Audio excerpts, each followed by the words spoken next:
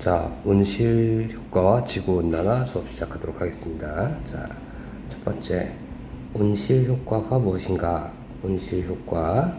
자, 보시면요. 아시다시피 이제 지구가 이렇게 있고, 태양 복사 에너지가 들어와요. 태양 복사 에너지가 들어오면 지구가 이걸 받고 반사를 해요. 이거를 지구 복사 에너지라고 부릅니다.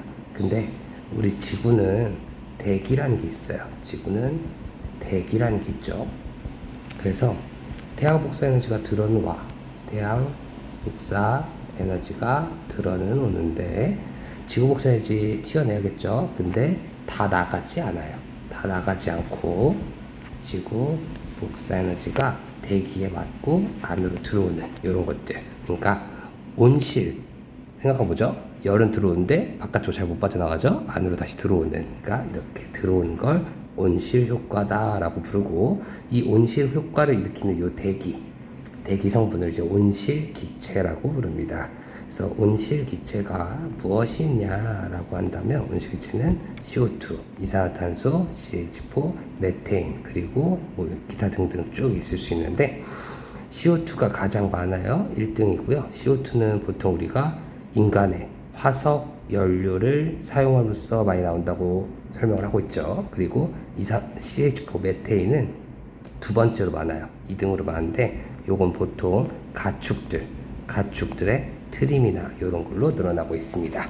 자, 온실 효과 이제 알았어요. 태양 복사 에너지가 지구로 들어오고 지구 복사 에너지가 나가야 되는데 대기가 일부 먹어버리는 거, 이런 거 온실 효과라고. 이 대기에 이산화탄소나 메테인, 온실 기체가 많을수록 온실 효과가 커진다라는 건데, 아시죠? 화석 연료의 연소가 많아지고 가축들도 많아지니까 온실 기체가 계속 늘어나고 있어요. 그럼으로써 지구 복사 에너지가 안으로 들어오고 지구가 뜨거워지는 현상, 지구 온난화가 있습니다. 자, 두 번째로 지구 온난화 설명할게요.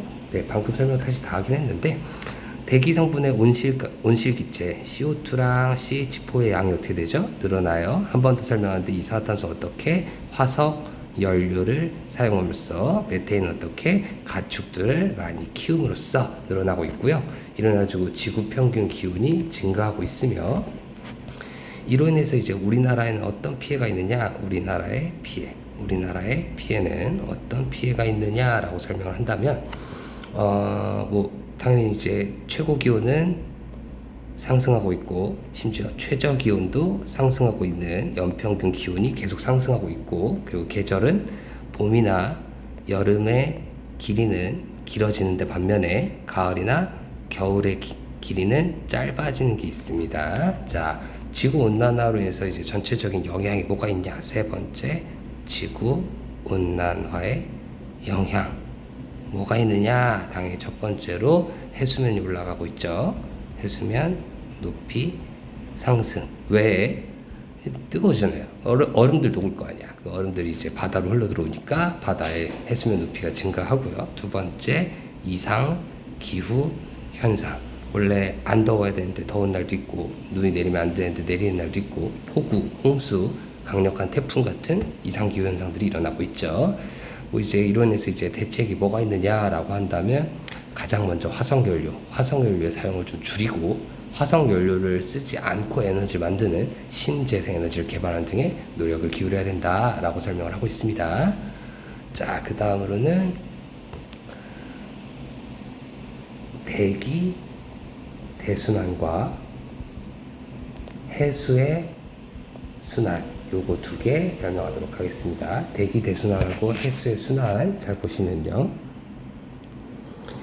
대기 대순환은 말 그대로 대기가 순환하는 거고, 해수 순환은 바닷물이 순환하는 건데, 이거 둘 다 순환 왜 해? 라고 한다면, 우리 1학기 때 배웠어요. 적도지방은 에너지가 과잉, 그리고 극지방은 에너지가 결핍이어서 에너지 과잉에서 결핍 쪽으로 이동하는 현상 있었죠. 그거를 대기와 해수가 운반한다 라고 설명했어요. 그러니까 얘네는 에너지의 이동을 시키기 위해서 일어난다 라고 설명을 합니다. 자, 첫 번째로 대기 대순환 설명하도록 할게요.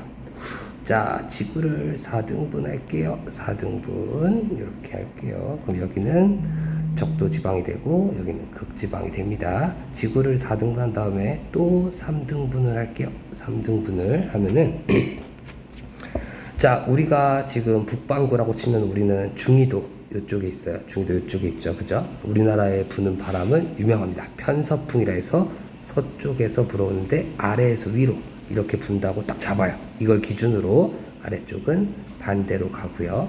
위쪽은 모여드는 방향으로 이렇게 그리면 되고요.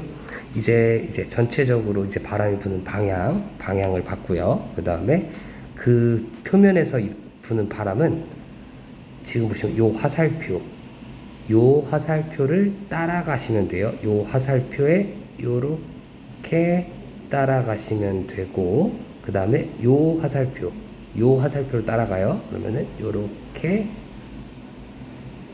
되고, 그 다음에 요 화살표를 따라가요. 그러면 요렇게 되겠죠.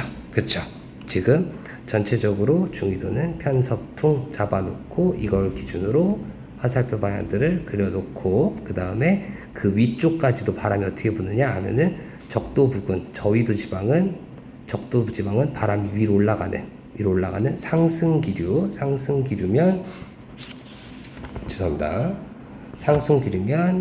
저기압, 여기는 저기압이 될 거고요. 그리고 적도와 중위도의 경계는 바람이 지표면으로 아래로 내려오는 하강기류, 고기압이 될 거고요. 그 다음 다시 중위도와 극지방이 만나는 이 경계선은 바람이 올라가는 상승기류, 저기압이 될 겁니다.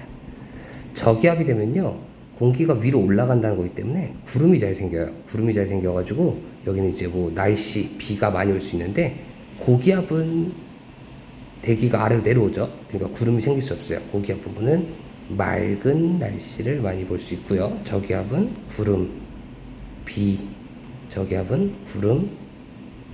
이런 거 생각할 수 있겠습니다. 자, 대기대순환 지역별로 어떻게 바람드는지 설명을 했고요. 두 번째로 해수의 순환. 해수순환은 태평양 기준으로만, 제일 핵심적인 거 태평양 기준으로 설명을 할게요. 자, 보시면은 이렇게 뭐 우리나라 이렇게 있고 아시아가 이렇게 있다고 합시다. 그리고 북미 이렇게 있고요. 자, 적도 있고요. 그 다음에 남미 이렇게 있고요. 그 다음에 이쪽에 호주 이런 식으로 있겠죠. 기준은 딱 하나입니다. 적도지방입니다. 일단 적도지방에서 서에서 동쪽으로 가는 해수도 있긴 한데, 적도 부근 위아래에서는 동해에서 서쪽으로 가는 거, 요걸 잡아 놓으시고, 그 다음에 얘네가 도는 요런 방향으로 기억하시면 좋을 것 같아요. 이런 식으로 뭐 디테일하게 이제 우리나라 쪽, 적도에서 우리나라 쪽으로 올라오는 요거 뭐 쿠르시오 해류 이런 거 있는데, 이런 세부적인 거는 내신 때 이제 디테일하게 들어가면 그때 외우셔도 지는 않고요. 하나만 더 할게요. 적도 지방에서 올라오죠. 그러면 따뜻한 물일 거예요. 그쵸? 따뜻한 물이니까 요거는 난류. 그리고 적도 지방에서 내려가죠. 그럼 요것도 따뜻한 물일 테니까 난류고요. 그 다음에 극지방에서 내려오네요. 차가워졌겠죠? 한류가 될 거고요. 극지방에서 올라오죠. 차가울 거니까 한류라고 기억하시면 되겠습니다. 자, 대기대순환하고 해수순환 기억하셔야 되고요. 그 다음에 이제 사막화와 엘니뇨까지 설명해서 마무리 짓도록 하겠습니다. 자, 사막이 되는 지역이죠. 그죠? 사막화는요, 보통 30도 부근에서 많이 일어납니다. 이거 방금 대기대순환 때 한번 봤는데, 한 번만 더 그릴게요. 대기대순환 4등분, 4분의 1에 3등분, 그리고 중위도의 편서풍, 그 다음에 만나주시고 멀어지시고 따라가요. 요렇게 따라가요.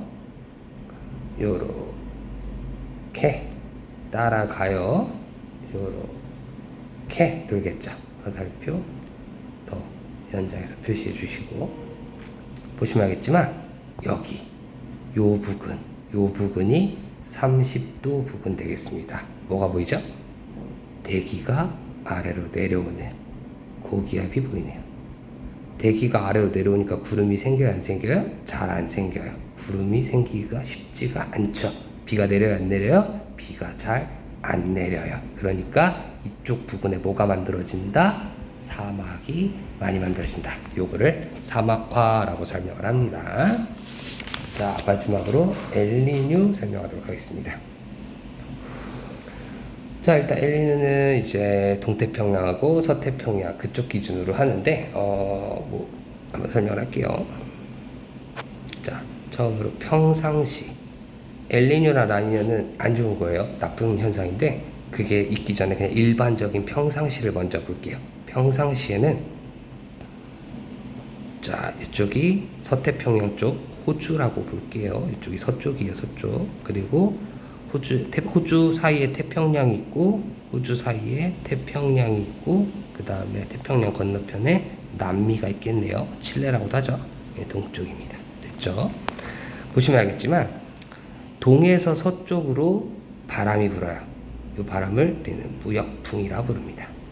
이 무역풍이 와서 호주 쪽에서 올라가서 다시 남미 쪽으로 와서 내려오는 이런 구조인데 호주 쪽에서는 대기가 상승하면 무슨 기압이죠? 상승하면 저기압이죠. 상승 저기압이면 뭐가 만들어진다고요? 구름, 그리고 비가 내려요. 맞나요? 그래서 호주 쪽은 비가 많이 내기 때문에 풀이 잘 자라 목초지가 됩니다. 그죠? 그 다음에 남미 쪽은 대기가 내려오네요. 고기압이죠. 고기압은 구름이 안 생겨요.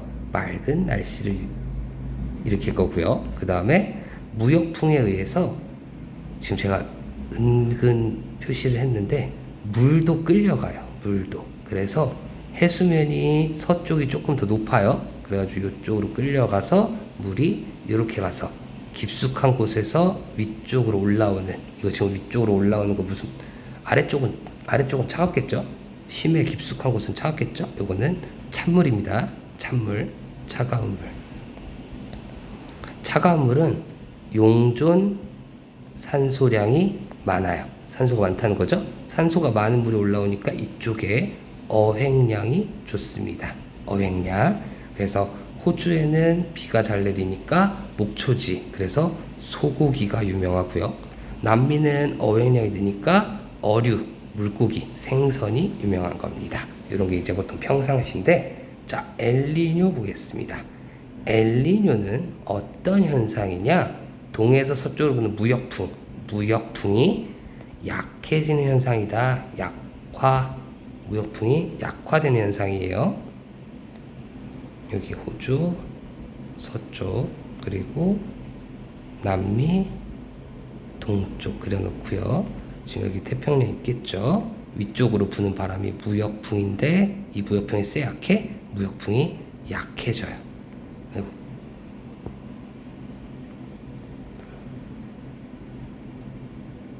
풍이 약해지니까 물도 잘 안 끌려가고, 그쵸?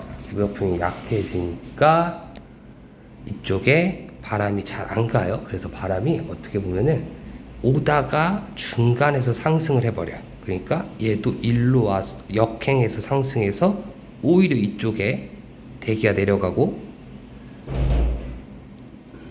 죄송합니다. 그리고 이쪽으로 또 내려오긴 하는데, 죄송합니다. 잠깐만요. 이쪽 다시 필기하도록 할게요. 무역풍이 약해져요. 무역풍 약화.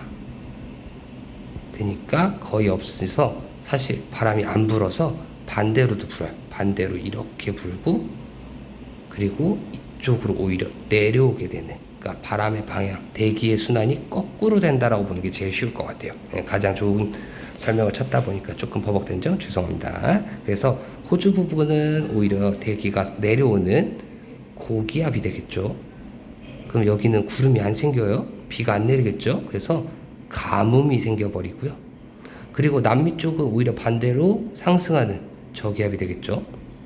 그래서 여기는 비가 많이 내리는, 즉 홍수가 일어날 수 있고요.